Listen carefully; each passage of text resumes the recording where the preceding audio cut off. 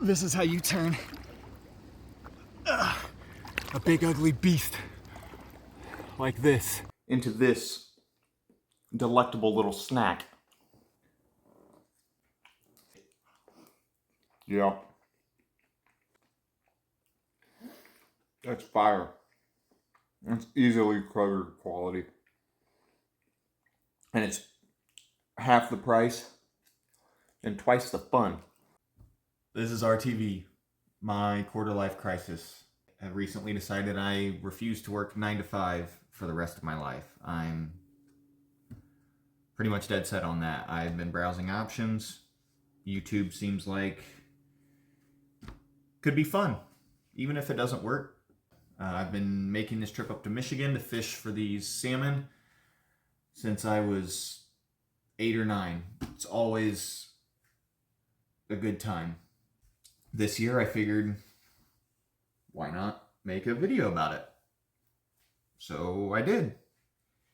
And as you're well aware, it's going to be me making sushi from scratch.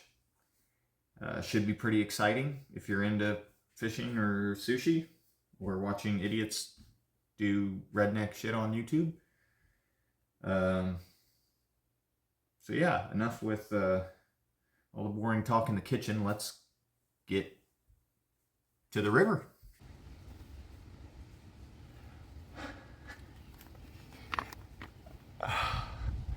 Just doing a little prep work before we hit the water.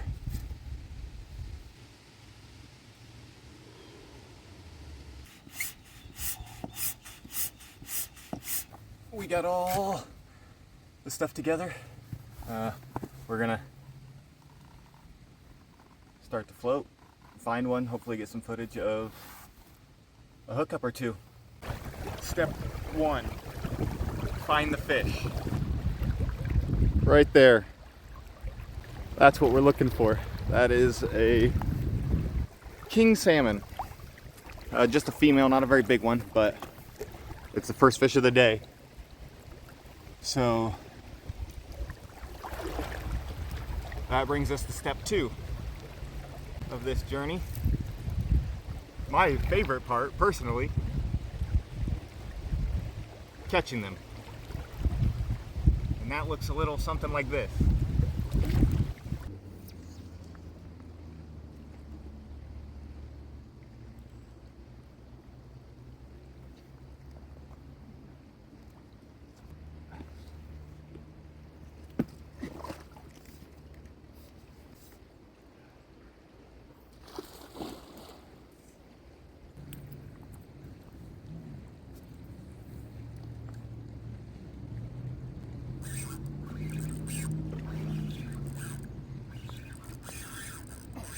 Yep.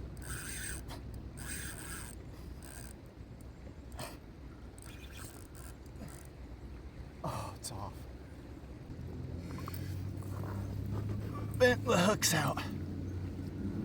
I'm just taking a break right now, taking in the scenery. I'm pretty much locked in on this YouTube channel. I'm just starting, so I'm working out the kinks. You'll have to excuse some of my poor editing or poor filmmaking. I'm learning. Mr. Beast says you gotta make 100 videos, they're all gonna suck, so this will be my second one that sucks. Hopefully it'll suck less than the first. My dream is to just travel and fish. The channel's, it's definitely gonna have maybe a little Jeremy Wade vibes to it. As soon as I figure out one spot, then I don't want it anymore. I want to go on to the next fish, the next place. But I'm broke, and I work 9 to 5. So we're trying to overcome that, maybe by becoming popular on YouTube. It wouldn't take much money. I just want a van, fishing rods, and a little boat. Would make me happy. All right, there's a couple kayakers coming this way, so I don't want to look like an idiot talking to his phone on a foam paddleboard sitting in the middle of a river. So I'm gonna get back to fishing. I'll get back with you guys in a second.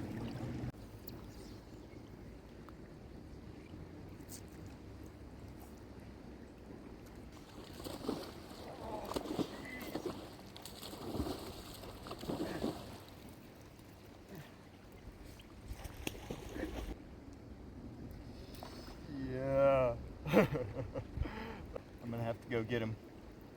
Wish me luck.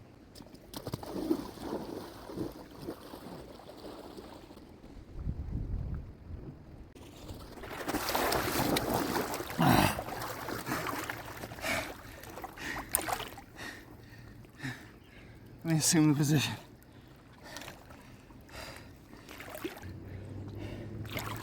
Yeah. An absolute brute of a king salmon. This is how you turn a colossal king salmon into bite-sized sushi. God. Now, this is the fun part. We pack everything up. That car is my car. All the way upstream, probably 400 yards, so. Oh, dang. So we're gonna get packed up, head that way, fish a little bit on our way up. I will see you in the kitchen. Okay, made it back home safe and sound. I did not get any footage of me filleting them because it was dark and raining. Also, it's kind of the ugly part, so I didn't think you guys would mind. This is what we're left with. Not terrible, but it doesn't smell all that great because they're not native to Lake Michigan. They're stocked there, so their diet's kind of different as opposed to naturally them being found in the Atlantic or Pacific Ocean.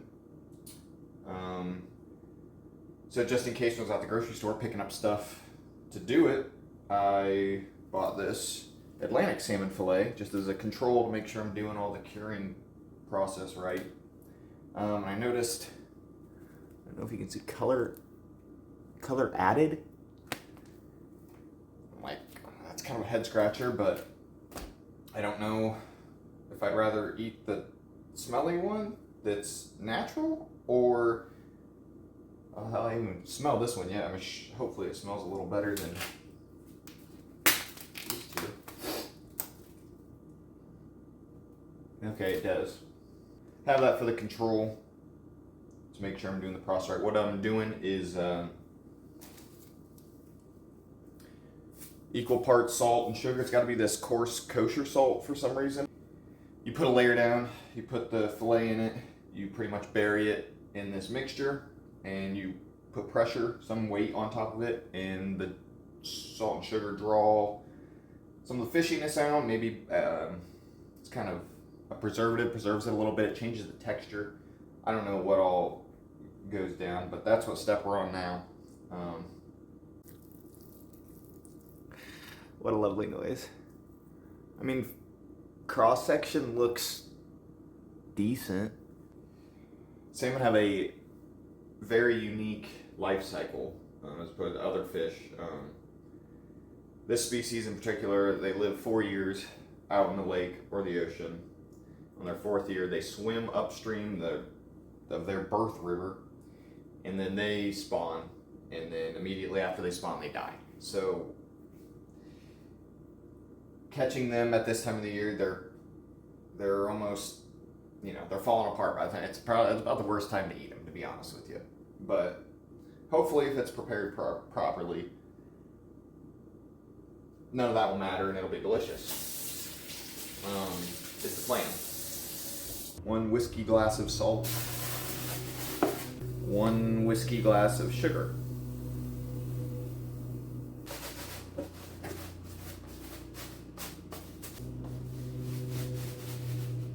Skin side down.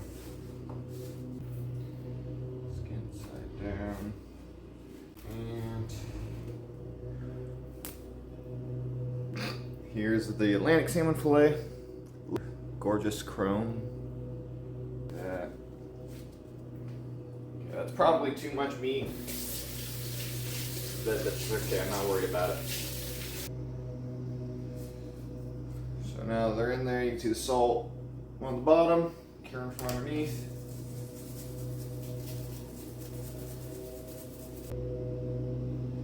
That's what it should look like. So I'm gonna take this other thing that fits right in there real nice and fill it with a bunch of heavy things. Okay. Turns out I don't own any heavy things. So I thought water might work. Check this idea out. I just sprouted. Definitely shouldn't be hot water.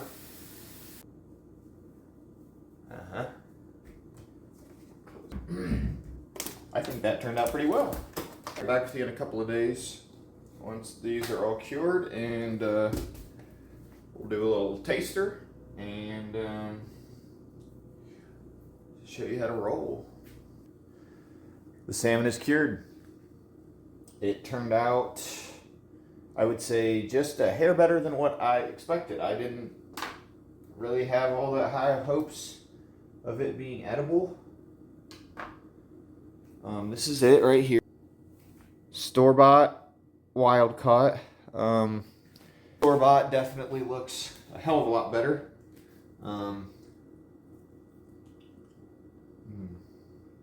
And it tastes like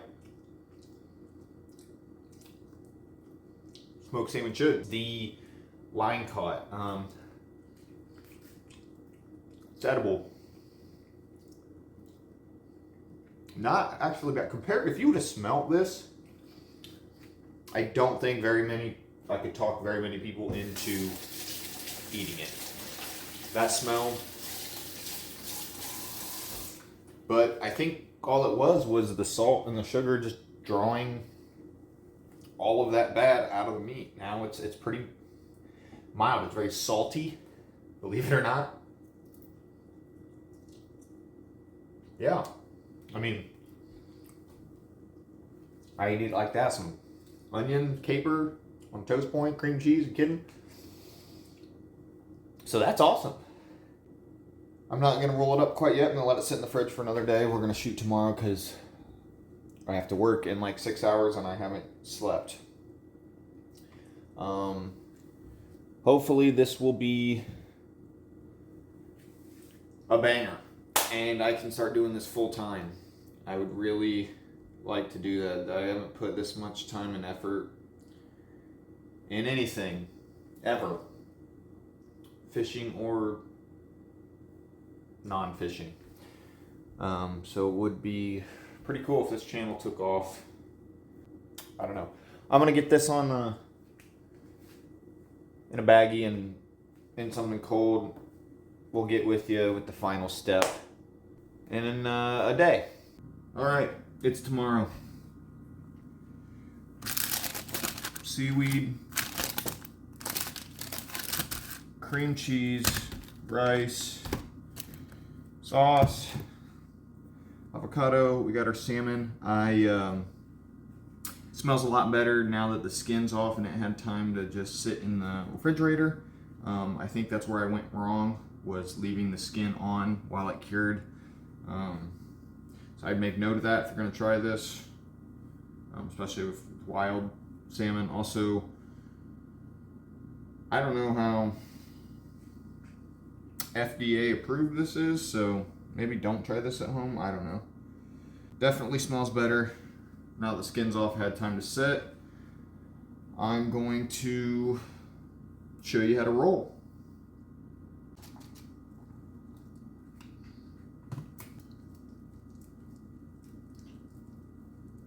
When it's warm and wet like this, it adheres really well to the seaweed. Take another one just to save some time.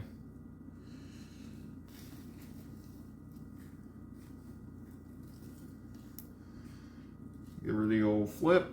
Cream cheese first.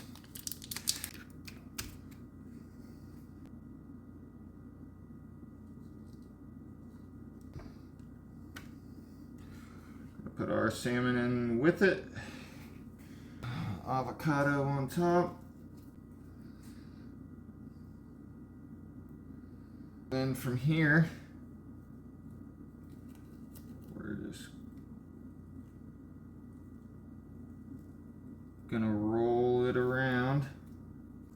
press it. You're kind of forming it to what you would like it to be. Not the prettiest, but it'll do, I hope.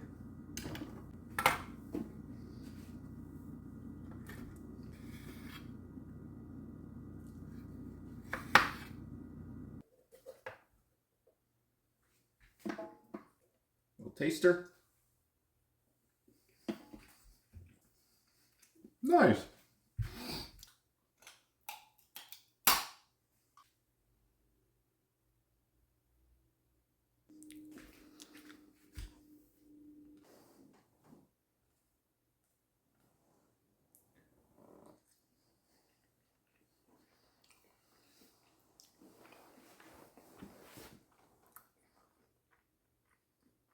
In hindsight, I wouldn't cure the salmon as long. I would cure it without the skin on. I probably wouldn't cheap out on the rice. I would probably get actual sushi rice and boil it. I think that's why I'm getting all this leftover residual. The rice isn't as sticky as it should be. Other than that, I wouldn't change a damn thing. Mm-hmm. And that is how you turn a big nasty fish into a cute little snack. Thanks for watching.